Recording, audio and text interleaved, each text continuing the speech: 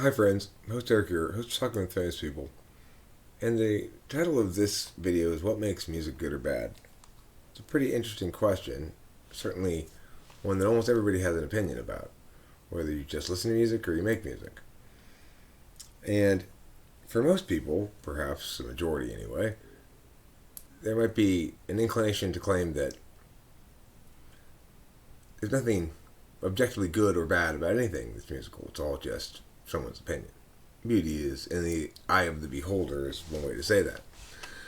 So, in the preface here on this video, I want to talk a little bit about related priors. Not necessarily relevant, but related. So, youth.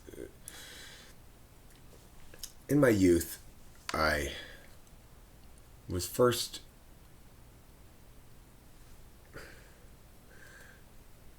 right out of the gate. I was very attracted to music. I listened to apparently, I sort of remember certain records over and over again.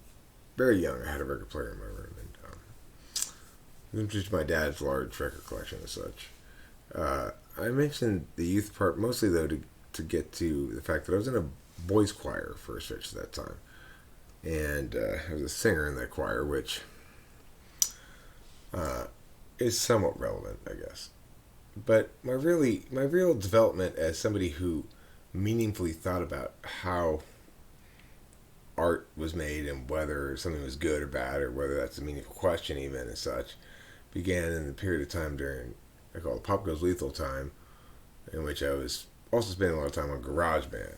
So GarageBand was a website that used to exist where you'd upload your songs and they'd go into head-to-head competition with other songs to see which one was better, which one was more well-liked, I guess you could say.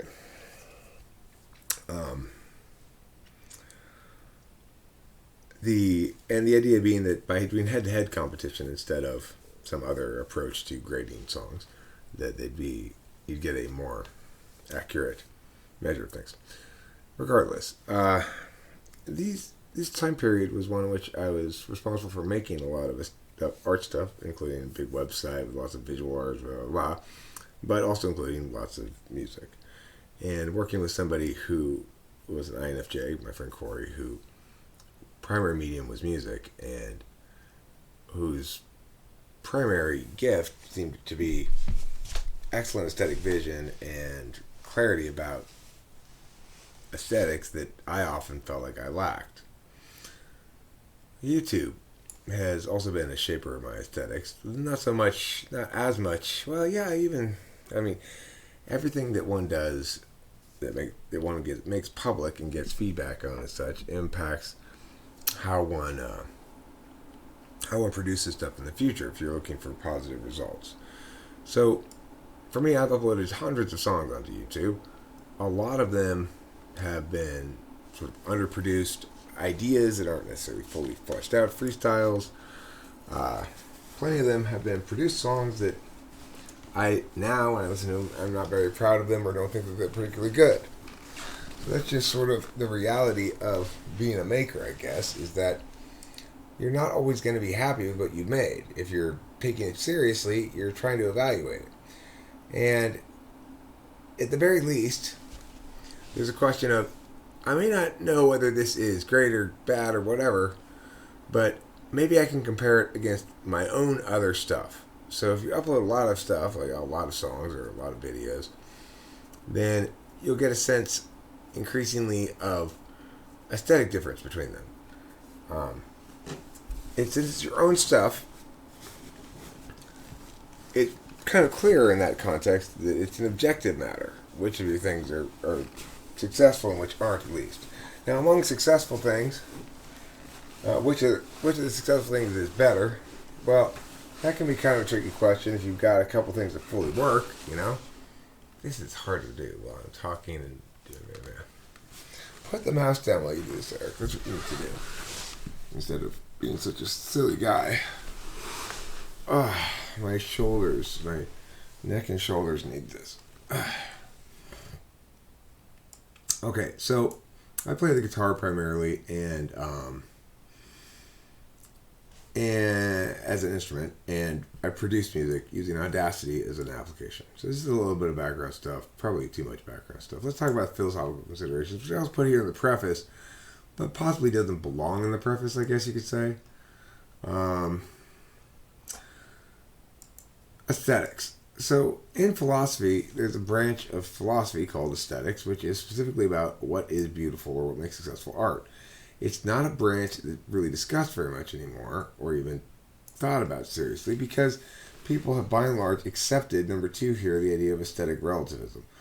That whether or not a piece of art is good or music is good is a matter of personal opinion, and there's no objective truth to the question. That if you think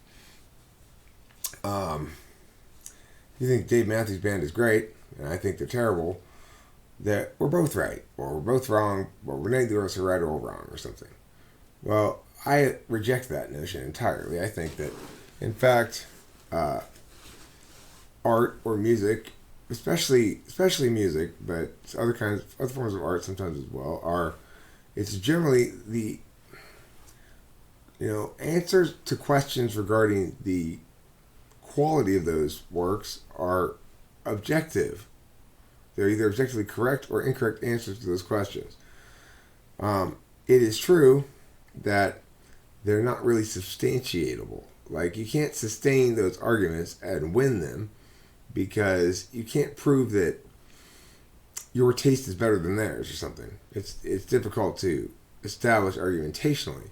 That doesn't change the fact that it's objective if you're doing it right. And we can all know that it's objective, at least in the disinterested calculus sense, if you're doing it right. Because, I'm making something right now in Audacity that is a loop and a little bit of vocals.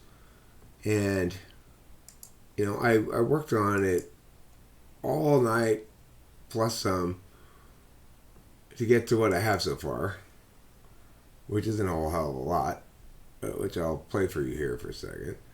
It's just this long of a loop, really. It's like this length right here, 14 seconds.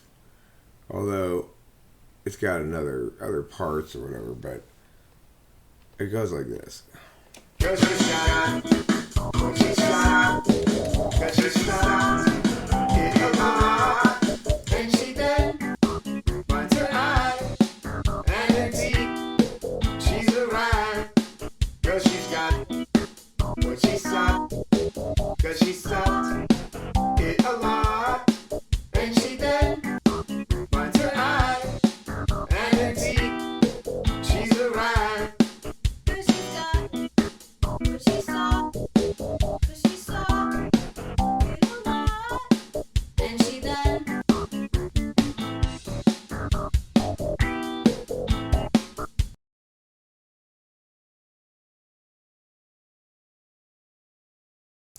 Okay, so let's walk through this thing piece by piece and talk about what's going on and whether or not it works or not or something like that, okay?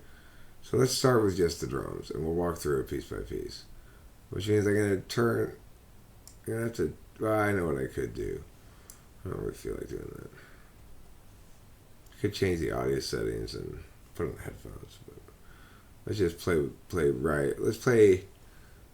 ride the button here. I'm doing this instead. Alright, so let's strip it down to just the vocals first. I mean, just the drums.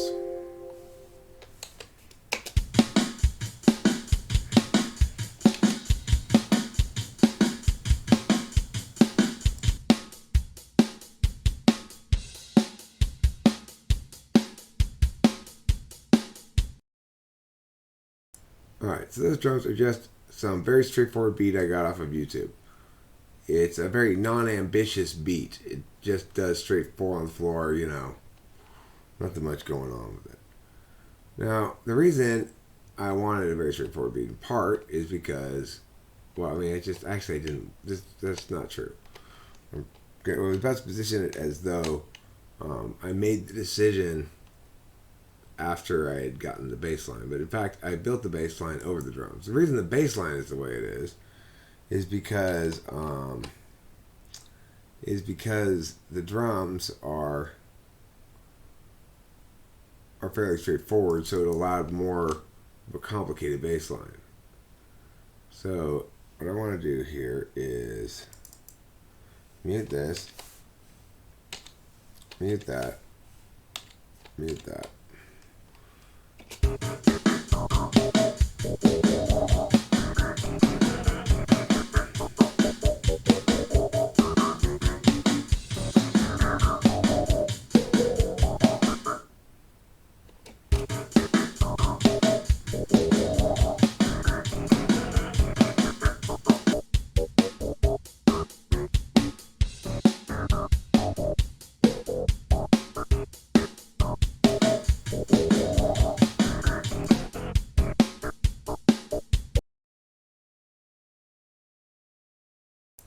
Alright, hold on. That loop's not the right size of the loop. So let me get the right size of the loop.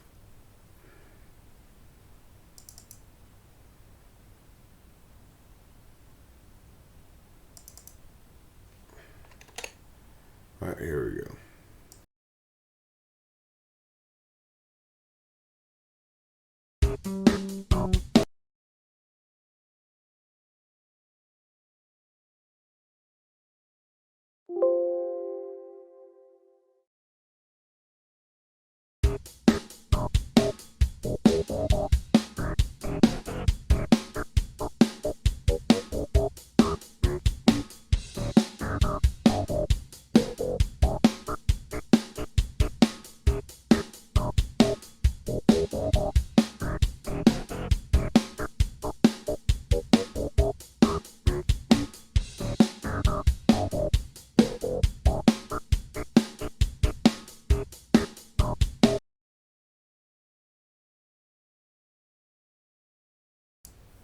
Okay, so pretty cool bass line. Works well with the drums.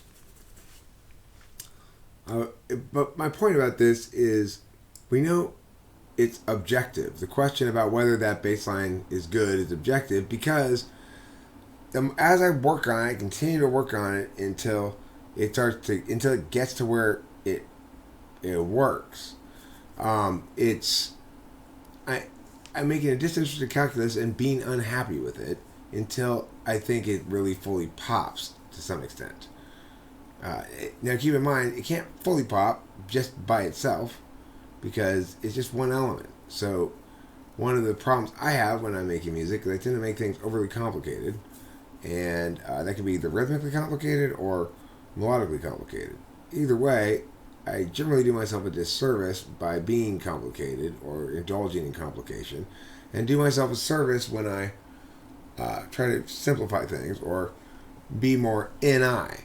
That is, say, going for the universal, especially NIFE, the universal singular truth about the song or the identity of it.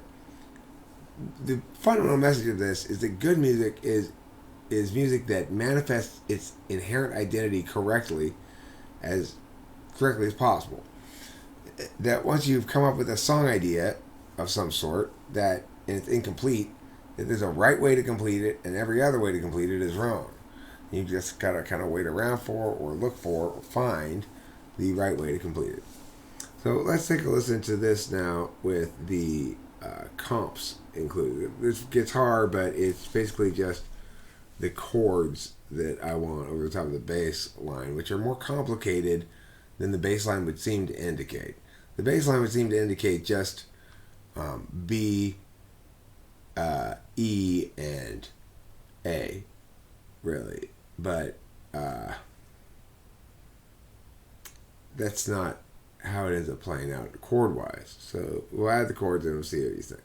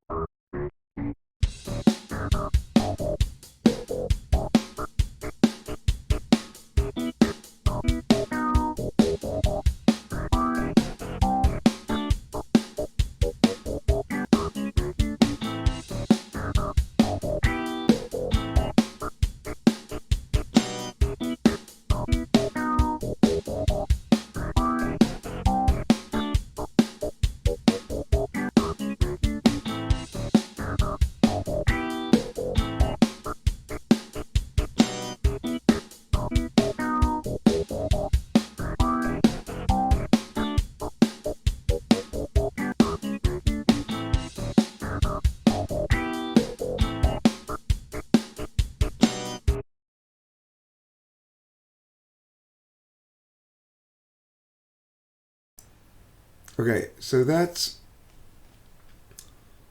with the comps and the bass. And I additionally have this guitar part, this regular guitar part up here that works. It's like I'm not sure about this part, whether I'm gonna use it or not. Let me mute here. You be the judge. But regardless, I have to make a disinterested calculus about it. I'm either going to be right about it or wrong about it. Should I use this in some section, maybe briefly? Should I fill the song up with it? Absolutely not. That's a disinterested calculus. And might I end up scrapping it entirely? Possibly. I kind of like the tone of it, and I like the melody of it basically, but I'm not sure something's not really. But it doesn't work with the vocal melodies together, which is fine. I might use it in a spot somewhere separate, but well, you be the judge.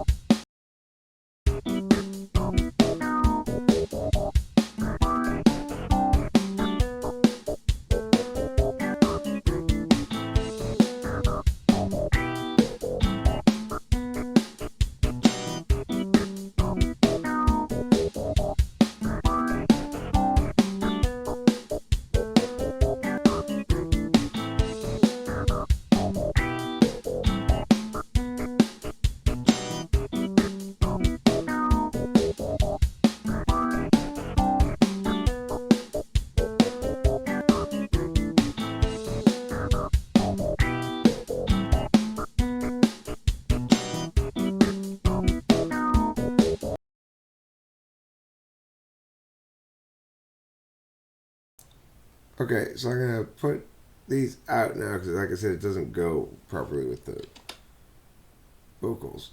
But now let's open up the vocals right here.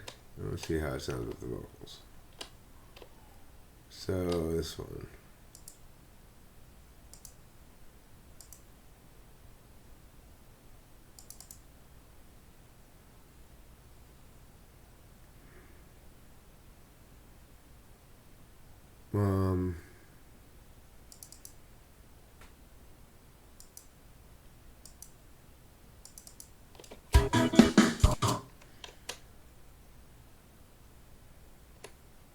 Alright, let's listen with the vocals now. When she stopped, cause she stopped it a lot, and she then finds her eye, and indeed, she's arrived, cause she's got, when she stopped, cause she stopped it a lot, and she then finds her eye, and indeed, she's arrived, when she stopped.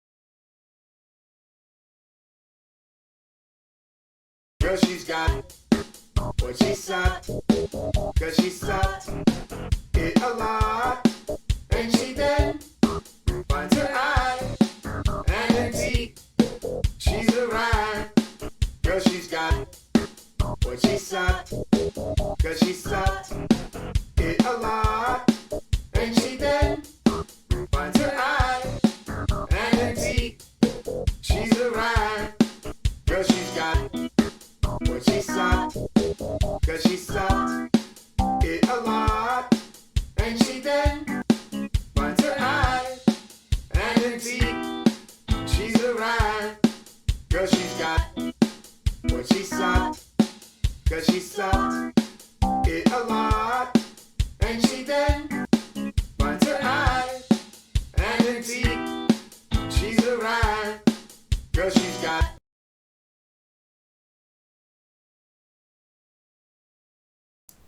Okay, so we'll use that as an example of things that work and don't work, right?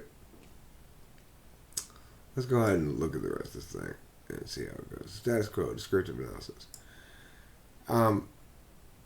My basic analysis here, what I want to say about the status quo is that nobody gets it exactly right.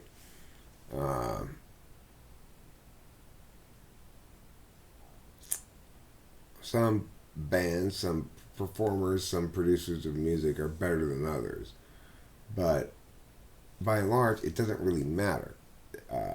In other words, you got to judge music by the track and the individual song and the individual work. You can't judge it by the person making it because the song in and of itself is an entity outside of the person making it. So everybody knows the song White Christmas. Nobody knows who wrote it. Like, I mean, people do know, but you have to Google it. You would say, who cares? It's irrelevant. Because, you know, the idea of a band or something to be being popular has allowed this era of post-compositional music, which is good for sure. It's like, I like that. It's a great thing. I do plenty of post-compositional music. What I mean by that is music that's tracked to be something rather than written ahead of time. I didn't write this song in any meaningful sense. This that I'm building here on this track, I'm tracking it. Other songs I have written though and tracked those, and it's a different process. So my take on the status quo is that almost nobody understands music properly, and certainly very few people who understand it properly are also producing it. I mean, are also producing it properly. There's something about producing music which tends to make people understand it less well. Not so with me, and it's not so with some other types of INFJs and stuff, but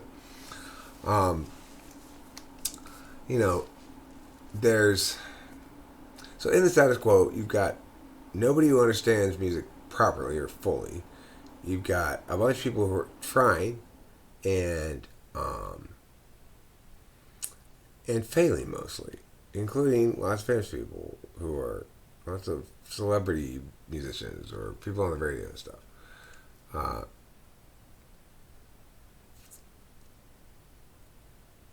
Pretty much everybody's hit and miss, and most people are more miss than hit by a lot, and that's for the best producers of music, and they represent 0.00001% of people making music. Okay, but I'm getting into the agent analysis bit here. Right now, I'm trying to do a descriptive analysis of how it is in the status quo.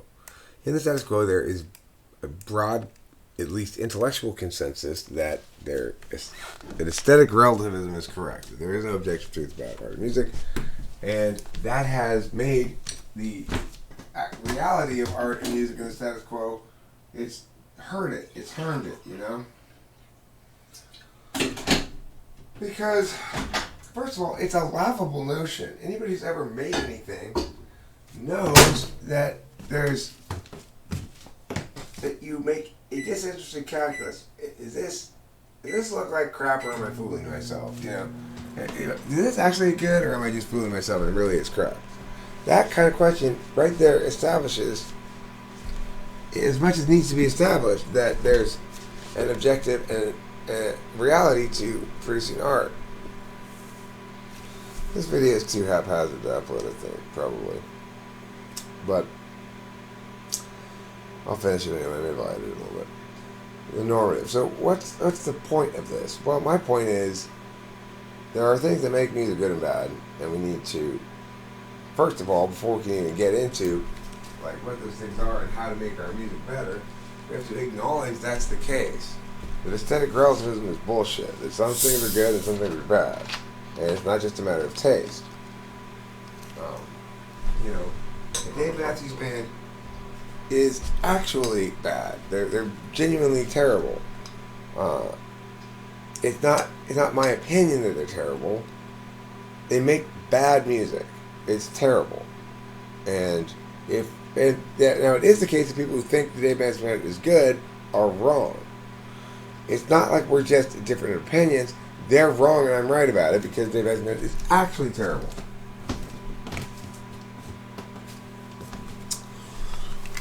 So, what makes them terrible? Well, what makes them terrible is a lack of intuition or a lack of the right kind of intuition. They're very much an extroverted intuition kind of band. They reject those aspects of their music, songwriting stuff that are really introvertedly intuitive, that really resonate as the right melody for a given thing. I spent hours and hours listening to and singing various things until it came kind of a sudden, like this. And I sang this melody line for this thing, and it's the right thing for the thing.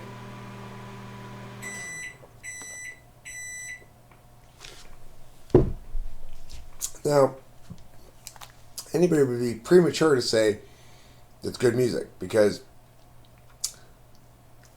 it's not music yet. It's just an idea. But I think I will successfully. I'm going to finish this one. It's going to be good. But regarding the question of is that the right melody, vocal melody to use, given all the stuff you have there, and the vocal melody came last in this instance, the answer is yes. It's interesting because I was using pitch shift to make the comps be the right chords in the right spot. And so I could hear how the chords were supposed to go in my head, kind of like, okay. I mean, it's just trial and error until you get, that's the note I'm looking for kind of thing. But even once I had the chords right, I could tell, okay, yeah, that's how the chord's supposed to be. It's supposed to be like that. It's supposed to sound like that. And what do I mean by supposed to? Well, I mean, it's objectively correct, but it's incorrect.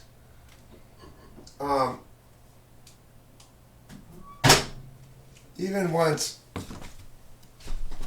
I got it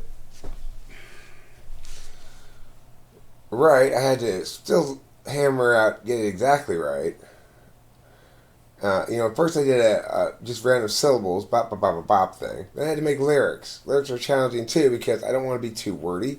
That's my problem. It's one of my many problems. So, is this the right vocal melody for that bass line and comps thing? Well, let's listen to it again. Obviously it is. And any other melody is less good. So, we'll put on the bass. Listen. Girl, she's shot when she's shot cause she's shot it a lot. And she said, finds her eye and her teeth. She's a ride. Girl, she's got what she sought cause she sought it a lot. And she then finds her eye and her teeth. She's a ride. Girl, she's got what she sought cause she sought it a lot. And she then finds her eye and her teeth. She's a ride. Girl, she's got what she sought cause she sought it a lot. And she then finds her eye and her teeth. She's a ride. Girl, she's got what she sought cause she sought.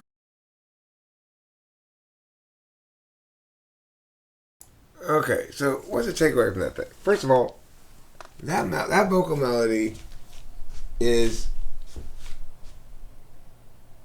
I had to dig around a lot to discover that one. But it's definitely a discovered one and not a created one. That's the melody that's supposed to go there. And that's really the difference between objectively true and good and just music and objectively wicked it's not wicked because the people who are making it aren't wicked for doing it, but it's like Kings of Leon. um,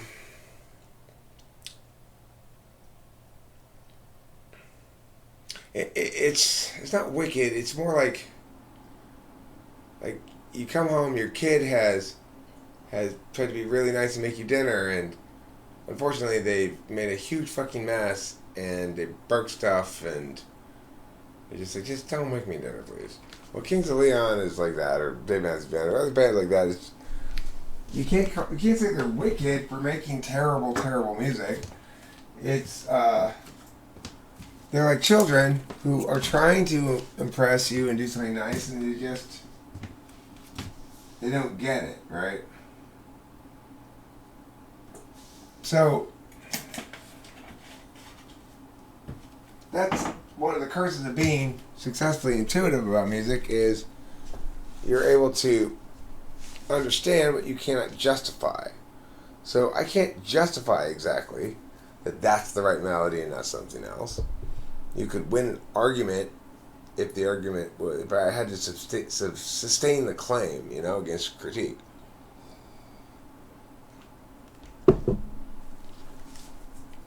But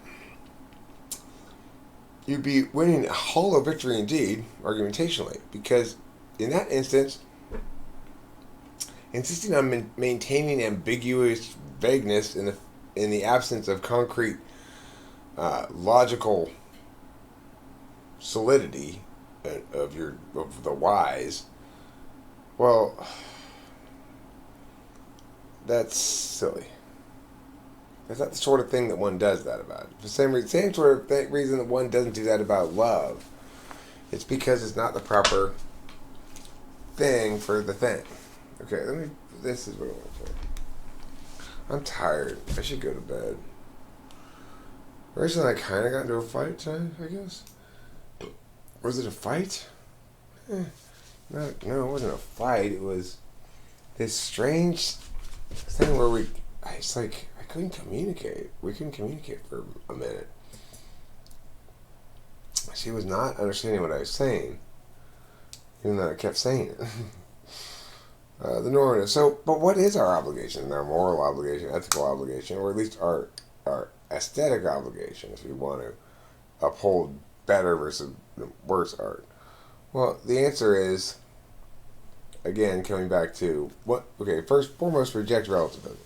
Once you've rejected relativism, then the obvious question is, now that I know that something is absolutely true good, or falls short of that, and accepted that's objectively so, then how am I going to reach towards that is a very important question. So regarding the objectivity and subjectivity in general, then, is a precondition for being successfully better at art or making good art or music or whatever. The normative aspect of it is to say, I'm going to accept the truth rather than fight the truth. That this song I wrote is pretty good, this one's shitty, and this one's got potential but needs to be reworked. And being able to do that kind of self-critique, comparing your own things against your own other things, for example, is critical to increasing the likelihood that you're going to make something good. Now, we talk about it in terms of getting better at art. That's the number 5, the agent analysis. Pretending as though making art is an attribute inside of you or something. And it's absolutely true that you do get better at it. But you're not getting better at making it. You're getting better at liberating, discovering it instead of making it. So ultimately, the normative indication is to better uphold the art making process value, and to do that is to say, I must first reject the notion that to the extent that I'm successful here, it's because I'm expressing myself. That is when you are unsuccessful. That's how to be unsuccessful at music. Express yourself. Don't express yourself. Instead, render, instantiate, discover an entity that exists already outside of yourself, eternally in some magical sense. You know, the song White Christmas, it's existed forever. It was written at some point. What does that mean? Well, means it was discovered by somebody. Some songwriter discovered that one. Misty by Earl Garner, discovered, obviously. Most jazz standards, it's like, when you play one on the guitar though and sing along with it, you're just playing just the bass notes, just comping with the bass notes or something. Then you learn if the song is good or not. Take away all the rigmarole, all the nonsense, and discover if the song is good. Now, it's also the case that some songs play better with just a single instrument and voice, and other songs need more to be fully realized. But that's kind of a cop-out, because if the song's really good, then it shouldn't need more than comping and vocals to be realized. Okay, well, let's go on to a little bit more on the art-making process. The key piece of advice in making good music is don't reject that which sounds familiar but you can't quite place. Because a lot of people are scared of that. Like, well, this sounds too poppy or too familiar. I'm trying to be weird. I'm going to make sure that no matter what, I know that this song doesn't sound like some other song that exists. The fact is, you are at much lower risk of ever writing anything that sounds like something else than you think you are. Unless you're an ENFJ or something.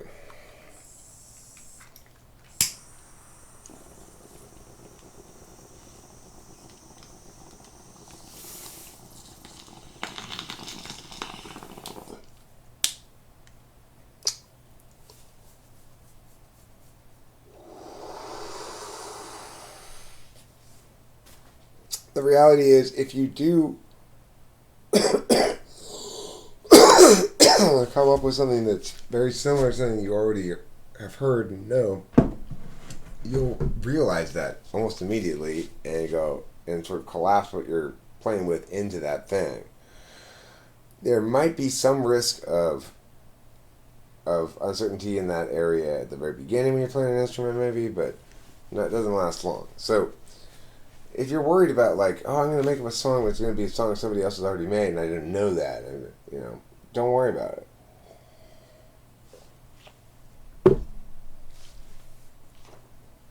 And seek the poppy parts. But here's the thing.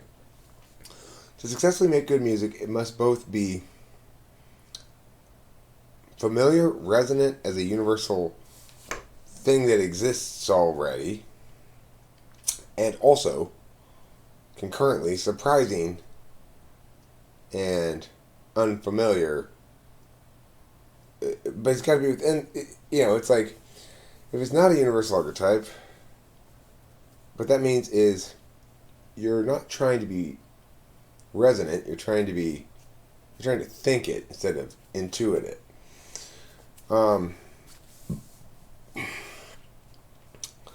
I certainly know what that's like.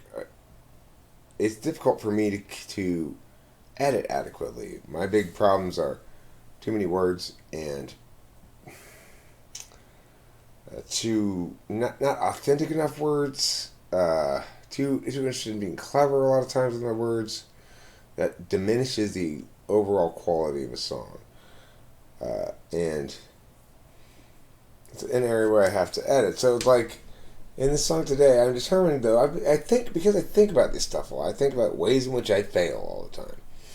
Because of that, when I wrote the words to this, that we've been listening to and talking about here, this little idea that I'm in the process of doing, I took very great care to not be too clever. So, the words are,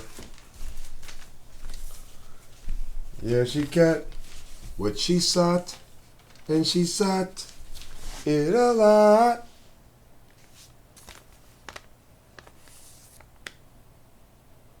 The lyrics are actually different than were written down here a little bit.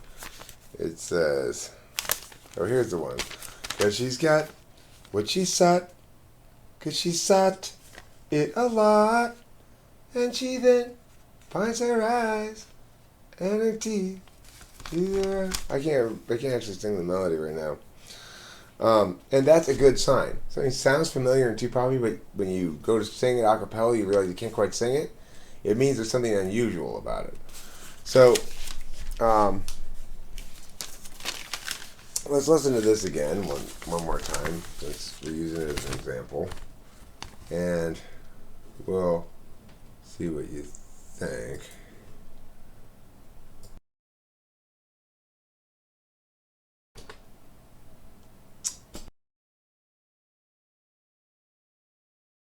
Girl, she's got what she sought, cause she sought it a lot.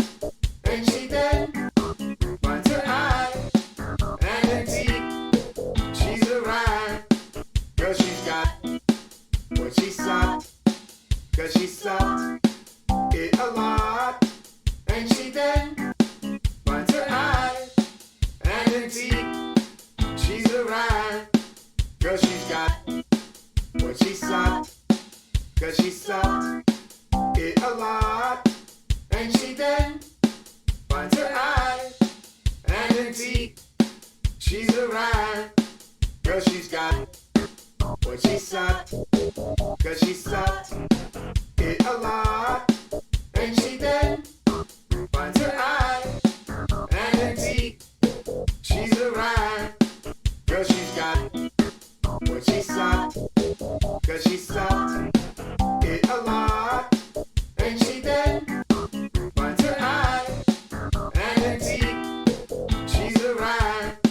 Girl, she's got what she sought, cause she sought it a lot.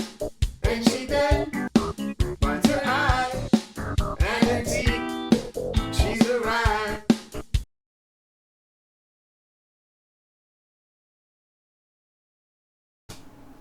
Okay, so, because she's got what she sought, because she sought it a lot, and she then finds her eyes and her teeth, she's arrived. It suggests that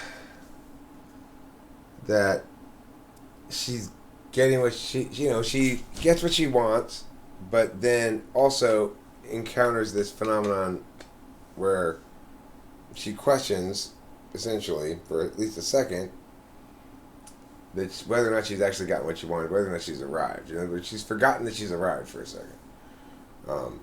And it relates to the argument that Rachel and I were having earlier, which wasn't really a big argument or anything. But my point being,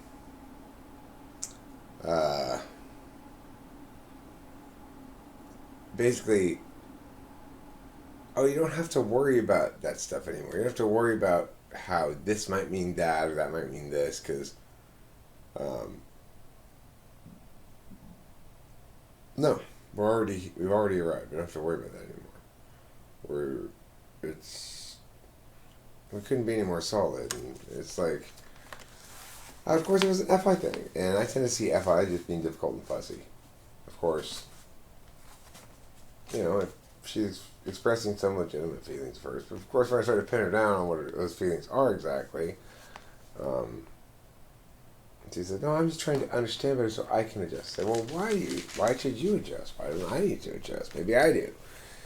That's why you need to explain. You need to tell me what it is you mean when you say something. You can't just say something and just say like, "Well," but it doesn't mean anything. I was just making a note. Okay, but why were you noting it? Just making a note to myself. Okay, well, why did you feel like you needed to note it to yourself? It must mean something. So anyway, and everything must mean something, right? It's like, I can't live in a world where things don't mean things, but still have significance. That's FI, basically. I don't know, I just don't. When I'm asked to talk about it, well, if somebody else is saying, "Hey, I'm FIing," then I can say, "Okay, so you want me to, I will give you what you want, whatever it is you want to satisfy your FI." But the problem is, Rachel's not an FI user.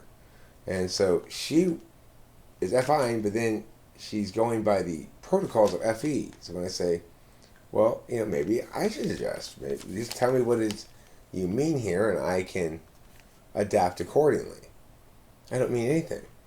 Well, now you're being FE. You're saying, no, I don't want to be the one who wants things and you be accommodating. I want to be accommodating. Okay, but I don't want anything. I'm not asking for anything. You're the one who's indicating that there's something that needs to be adjusted. So, that's not topical. That's not topical. That's what these lyrics. It's sort of topical. That's why these lyrics are topical.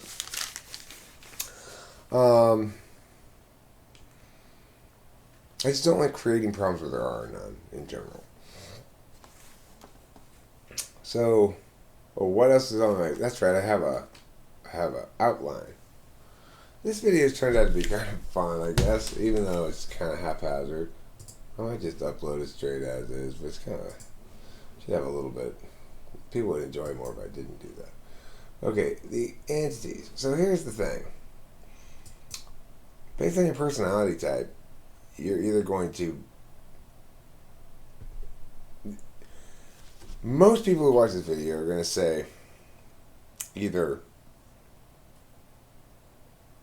either going to be resentful to some extent that I'm framing it the way I'm framing it because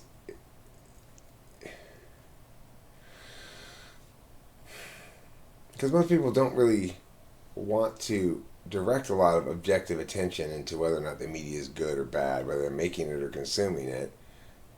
Most people are engaging with it on just an experiential level, I guess.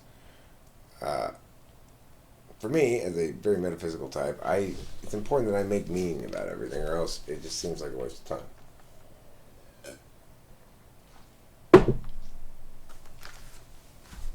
Which is kind of the same for Rachel, as an equivalently metaphysical type. So, I don't know where I was going there again. Oh, right, the entity thing. The problem is many people are not equipped to do well aesthetically. ESTJs, ESFJs. They're never going to make good art. Why? They have no introverted intuition. Extroverted intuitors, it's a different matter. We may or may not have the capacity to do it depending on how we think about it. If we're thinking about it wrong, we can just keep on ignoring an I indefinitely. The goal here is to get people to recognize that good music sparkles in some fashion. It does something both new and old at the same time.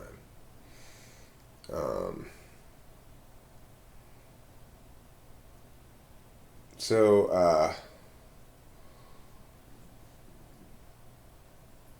what else was I going to say? And the other thing is, you need to have it in a proper whole. So, even if that idea is good, that melody line is good, and it is, it's a good melody line, I can tell, and part of the reason I can tell is because I can listen to that loop for a long time and not get tired of it. I like to keep singing along to it, and it's just got a very archetypally resonant feel, familiarity to it, while being odd in some fashion that makes it very unusual as a song. Now, it's not a song, though. That's the important thing to remember. Whether that's a cool idea in some track that fails to attain that's stillborn. It's like if I don't realize this idea, it'll be fundamentally stillborn. It'll be paired with something that's not right that I just tracked out instead of wrote. At this point in this thing, I need to sit down and figure out what the next part is, using the guitar and chords and stuff, and how the melody's going to go with transition from that to this other melody or whatever. I got to do all that grunt work, and it is grunt work. It's for me, as an extrovert intuitor, it's just trial and error. A lot of trial and error. But why does it work when it works? Well, because sometimes trial and error produces the right thing. And the key is you got to have your at least introverted intuition be able to be turned on at some point for you to be able to recognize, this is the gold nugget among these ideas, and the rest of them are disposable. Because that's those are the only two statuses things have. I mean, as far as ideas, that's not true. You can have ideas that are purely structural, supportive of the other concepts. But in terms of the whole, you can't. If you're trying to figure out the melody line for something, you need to pick the melody line, but you don't need to pick it. It needs to grab you. I like to try out a lot of different shit and then listen back to my vocals. In this instance, though, I didn't even have to do that. It really grabbed me. Then I had to listen back to make sure I got it right to sing it. But I didn't find that chunk while listening back to a long set. As soon as I sang it, or shortly after, I was like, okay, I gotta listen to that. That felt right. And that's intuition.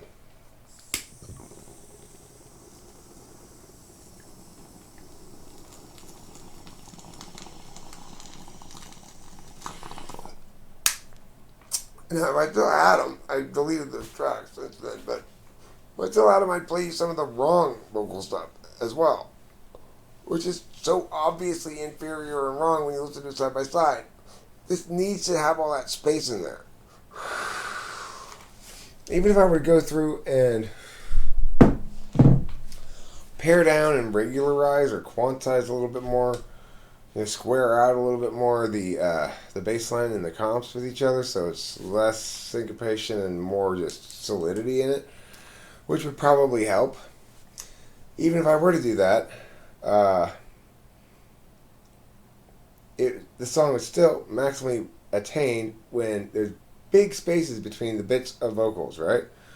That's what makes it an odd seeming song, or chunk of a song, is that way it goes dun dun dun dun. See, I can't freaking sing it. Isn't that weird?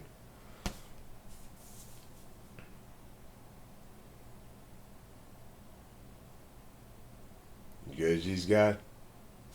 I gotta listen to it to sing it again, and that's such a good sign.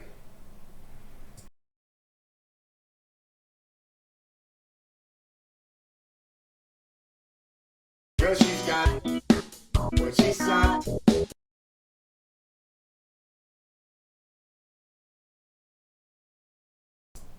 Cause she's got what she sought. Cause she sought it a lot. And she finds her eyes. Look at the words. And her teeth. She's arrived. Cause she's got what she sought. Cause she sought it a lot. And she then finds her eyes and her teeth. She's arrived. So it has to maintain that rhythmic pattern through the whole thing. As an extrovert intuitor, I see empty space, and my instinct is to fill it up with more crap. But what does that do? It just dilutes the melody line. It makes it less distinctly what it is.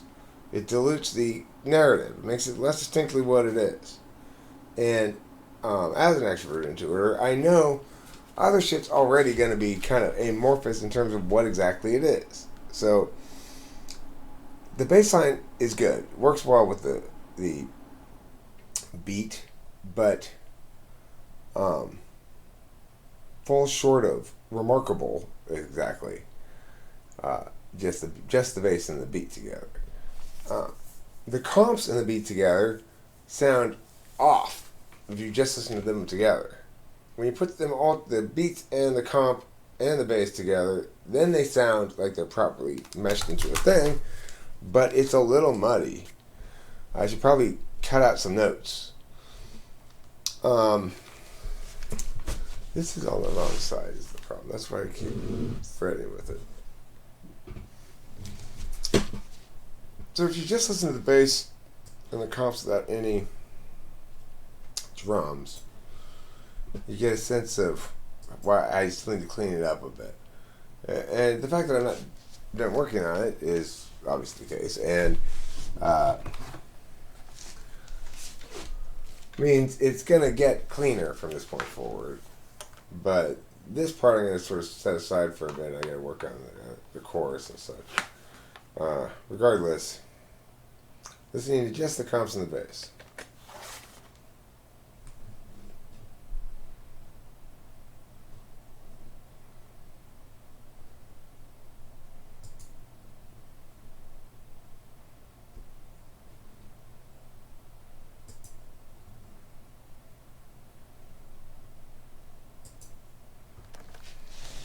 Okay, I'm not in a good spot here in terms of ergonomics to do this very effectively at the moment. Okay, what am I doing? Right.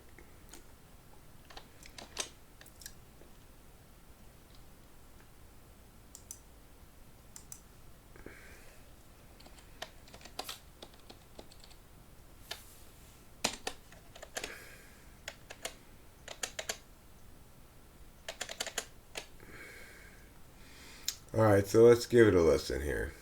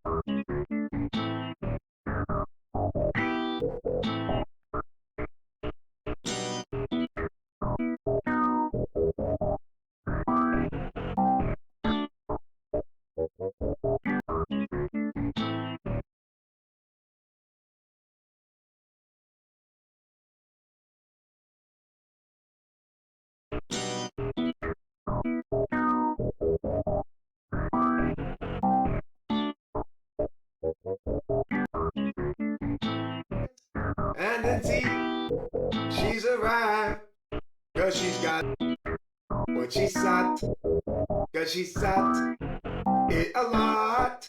And she then finds her eyes.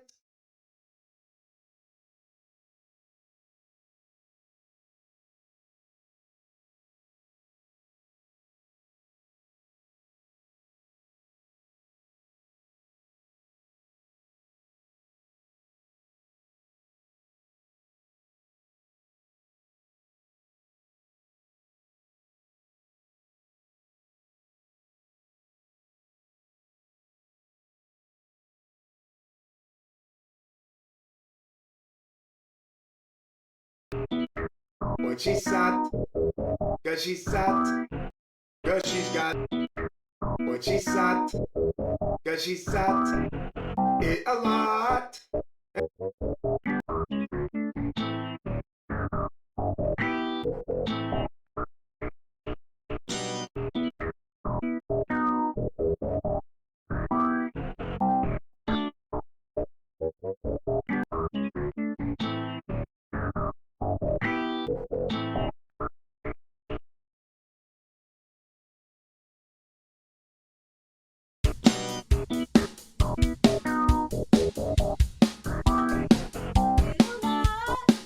And she then finds her eye and her teeth.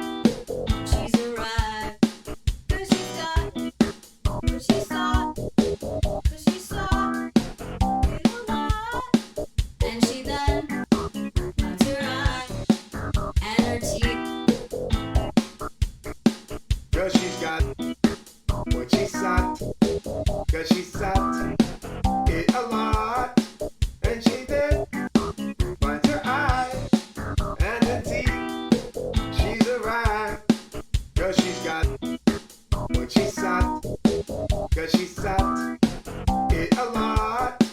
And she then finds her eyes. And indeed, she's arrived, 'cause she's got what she sought.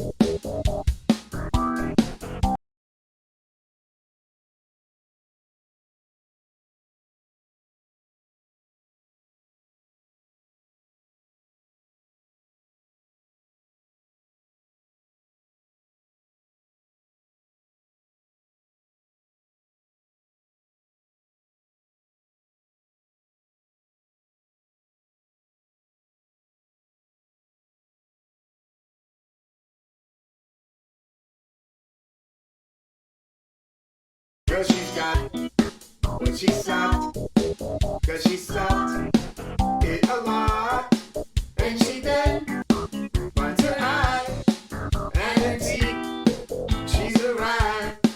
Girl, she's got what she sucked, cause she sucked it a lot. And she then finds her eye and her teeth. She's arrived.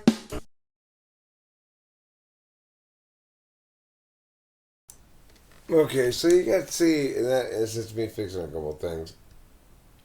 Probably not the most exciting part of the video ever, but those aren't going to be the final vocals there. I'll probably have to re-record those vocals entirely, but they're good enough for a guide track at the moment. So, just a few final words about music and stuff here before I end this video.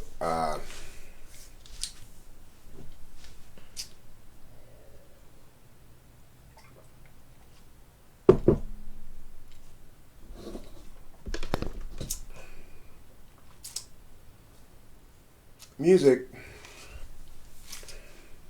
is the least well understood of all media, and is also the most important medium, and is the most meaningfully impactful medium.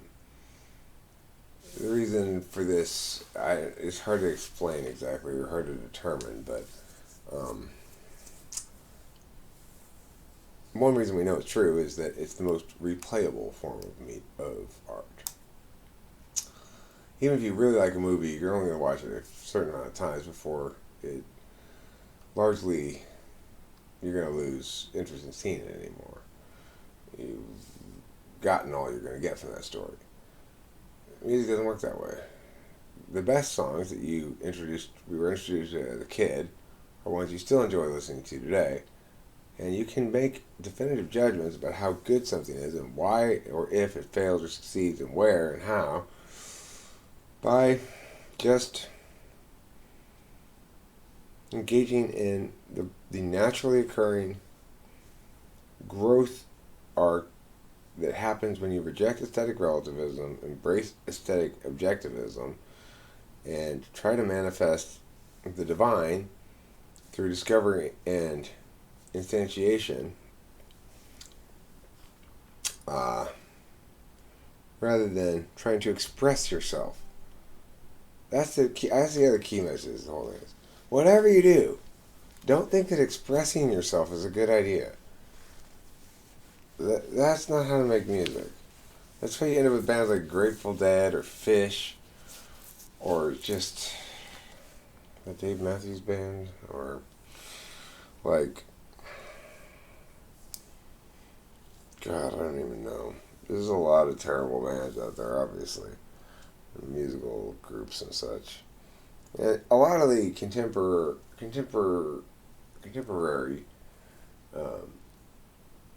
like hip hop acts, whether they're straight up rappers or some post rapper kind of melange thing, there's very few hip hop artists who make consistently good music. There's a few hip hop artists who make occasionally good stuff, and even fewer who make occasionally like purely great genius stuff. There'll be occasional such tracks emerge from rap, hip hop, and stuff, but by and large, as a medium, it's even more hit and miss than stuff that has more songwriting elements to it. And you have an even higher chance of being disposable. Not that really matters at the end of the day, because everybody has an extraordinarily high chance of any given thing they make being completely disposable. After all, it's not easy to come up with shit that's not come up with, just find, to make manifest stuff that's really fucking genius. But if people do, as people have in the past, when real genius musicians make stuff, it totally stands out from their contemporaries as way better. Like, in a way that's not true of literature or writing. If you listen to Beethoven's shit versus some composer you've never heard of in the same time period, Beethoven's a million times better. Same with like Bach and Bach was a little less obviously so, but Mozart most of all is like, well, he's obviously better. That's better than this other shit. It just is, you know, and so it stood the test of time. But it's not just better. It's not a matter of degree. It's not just better than. It's qualitatively different than. It's correct rather than incorrect. So the growth as an artist is always going to be a continuum and a spectrum and stuff. You never get perfect. You never. Generally, you don't get worse. At least not non-purposefully. So, in other words, if you do go through a period of time where you get a little worse, it's probably because you're developing skills at that time that once developed will end up making your whole, will rise the whole sea, you know, raise the whole sea. This thing is on my nose. Okay, so yeah, there's that continuum thing, but when you're talking about individual works, especially songs, it's not a continuum. It's you either succeed or you fail. You know it, I know it, we all know it, but there's a lot of words trying to convince ourselves that it's not true. Don't listen to those words, listen to me instead. After all, I'm correct about this, and to the extent that others disagree with me, they are naturally wrong. That's right, they suffer from extreme wrongness syndrome.